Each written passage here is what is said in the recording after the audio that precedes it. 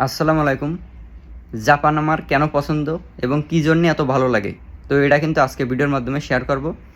এই কথাটুকু শুনে কিন্তু কেউ আগের থেকে উল্টাপাল্টা কমেন্ট করেন না, আগে সম্পূর্ণ ভিডিওটা দেখেন তারপরে কমেন্ট করেন। জাপানটা আমার ভালো লাগার মূল কারণ হলো জাপানের যে রুলস নিয়ম কানুন এইগুলার কারণে কিন্তু আমার ভালো লাগে। বিশেষ করে তারা প্রত্যেকটা মানুষের নিরাপত্তার কথা ভাবে। 4-5 দিন আগে বা এক সপ্তাহ আগে জাপানে কিন্তু টাইফুন হয়েছিল, আপনারা জানেন। যারা জাপান সম্পর্কে আর কি খোঁজ খবর রাখেন তারা কিন্তু জানেন আর কি। টাইফুন হওয়ার পরের দিনই আমরা স্কুলে গেছিলাম। তো স্কুলে যাওয়ার পরই কিন্তু সবার জন্য 3-4 পেজের একটা করে কাগজ নিয়ে আসছে। তো কাগজটা দেখায় আপনাদের, এই যে মানে টাইফুনের সময় আপনি কি কি করবেন কি কি করবেন না, মাথা ঠান্ডা রাখা লাগবে। তো সেই রুলসগুলো আর কি লেখা। তো এই যে কাগজে কিন্তু সব লেখা রয়েছে যে টাইফুনের সময় কি কি হইতে পারে। আমরা কিন্তু বিদেশি স্টুডেন্ট, তারা জানে, আর এই জন্যে কিন্তু তারা বিশেষ করে এগুলা দেই। এই যে টাইফুনের সময় বৃষ্টি বেশি হবে, তারপরে আপনার শক্তিশালী বাতাস হবে, অনেক বৃষ্টি হবে। তো এইগুলা প্রথম পেজে লেখা রয়েছে।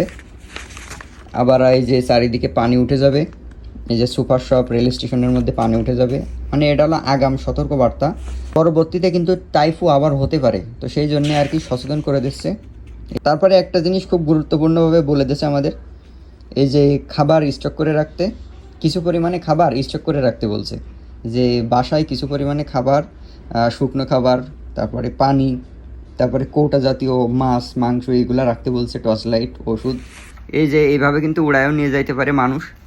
এটা কিন্তু হাসির কোনো বিষয় না, কারণ জাপানের টাইফুনগুলো যদি আপনারা দেখেন ভিডিওর মাধ্যমে, তাইলে একটা জিনিস লক্ষ্য করবেন যে জাপানের গাড়িগুলা, ওই গাড়িগুলা উল্টায় নিয়ে চলে যায়, এত পরিমাণে শক্তিশালী বাতাস হয়। এটা তো গেল টাইফুন। আর দ্বিতীয় জিসিন হয়েছিল ভূমিকম্প। এই যে কিছুদিন আগে একটা ভূমিকম্প হয়েছে, আবার পরশুদিন রাতে আবার ভূমিকম্প হয়েছিল। তো কিছুদিন আগে যেটা হয়েছিল তারপরের দিনে আমাদের গাক্কোতে আরেকটা নোটিশ আনছিল। তো নোটিশটা দেখেন, এই যে বড় বিল্ডিংগুলো ভেঙে যাবে, তো তার আশপাশে থাকা যাবে না, যে রাস্তা ভেঙে যাবে, এরকম আগুন লাগতে পারে। তারপরে কোন জায়গায় আশ্রয় নিতে হবে, টেবিলের নিচে বা খাটের নিচে, এরকম। এই যে আপনার জাপানে টাইফুন হলো, তো টাইফুন হওয়ার পরের দিনই কিন্তু নোটিশগুলো নিয়ে আসলে রুলস। তো তারপরেই জিসিন ভূমিকম্প হলো, তো তারপরের দিনই কিন্তু ভূমিকম্পর যে রুলসগুলো ওইগুলো নিয়ে স্টুডেন্টদের দিয়ে দিল, যাতে স্টুডেন্টরা সচেতন হয়। এটা করার কিন্তু মূল কারণ যে সবার যাতে নিরাপত্তা নিশ্চিত হয়। তো জাপানটা কিন্তু আমার এই জন্যই ভালো লাগে যে তারা সবার নিরাপত্তার কথা ভাবে। আর অন্য দেশ কেমন সেটা জানি না, বাট বাংলাদেশের নিরাপত্তার কোনো গ্যারান্টি নেই। যে কোনো সময় যে কোনো কিছু হইতে পারে। কিছুদিন আগে, বাংলাদেশ থেকে আসার কিছুদিন আগে আমি ছিলাম শেওড়াপাড়ায়। তো ওই জায়গায় আমি অবশ্যই বাসার থেকে বের হয়েছিলাম না, আমি কিন্তু রুমে ছিলাম, রুম থেকে বের হয়নি। রুমের মধ্যে বসে ফেসবুক দেখতেছি, ফেসবুকে নিউজ দেখতেছি। ফার্ম গেটে একটা লোক নিচ দিয়ে হাঁটে যাচ্ছে, তো তার উপরে মেট্রো রেলের যে একটা কভার আছে, 50 থেকে 100 কেজি বা তার বেশি, কম বেশি হইতে পারে। তো ওইটা কিন্তু তার মাথায় এসে পড়ছে, সে কিন্তু মারা গেছে। সে কিন্তু নিজেও জানতো না যে তার এইভাবে একটা মৃত্যু হবে। আর বাংলাদেশে কিন্তু মৃত্যুর কোনো বিন্দুমাত্র গ্যারান্টি নেই, কারণ আপনি এখন হাঁটে যাচ্ছেন রাস্তা দিয়ে, তো 2 মিনিট পরে আপনি মারাও যাইতে পারেন, কোনো অ্যাক্সিডেন্ট বা অন্য কোনো কারণে, এরকম একটা অবস্থা। তো আমার ভালো লাগে জাপান মূলত জাপানের রুলসের কারণে, এইটাই হলো মূল কারণ।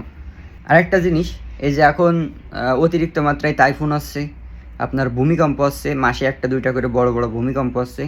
আর এই জন্যে কিন্তু আমাদের স্কুল থেকে এই যে উৎসনোমিয়া সিটিতে বোসাইকান আছে, মানে জাপানিজ ভাষায় এটারে বলে বোসাইকান, আর বাংলায় বলে দুর্যোগ প্রতিরক্ষা কেন্দ্র। বা এই জায়গায় একটা বড় হল রুম আছে, তো সেই জায়গায় কিন্তু প্র্যাকটিস করাই যে আপনার ভূমিকম্প হবে কিভাবে, হলে কি করবেন। তো রুমের মধ্যে সব কিছু আছে, তো ওর মধ্যে দাঁড় করায় রাখে, তো তারপরে কিন্তু ভূমিকম্প সৃষ্টি করে। তো তখন কি করা লাগবে এগুলা কিন্তু প্র্যাকটিক্যালে দেখাই। তারপরে আপনার টাইফু দেবে, বাতাস দেবে প্রচণ্ড জোরে, ওর মধ্যে দাঁড়ায় থাকা লাগবে। এগুলা কিন্তু প্র্যাকটিক্যালি আমাদের দেখাবে। এটা কিন্তু কালকে আমাদের নিয়ে যাবে বাসে করে, কালকে কিন্তু আমাদের সেই জায়গায় নিয়ে যাবে। কালকে দুপুর 1টায় নিয়ে যাবে, আর 5টা 5:30টার দিকে আসতে পারে।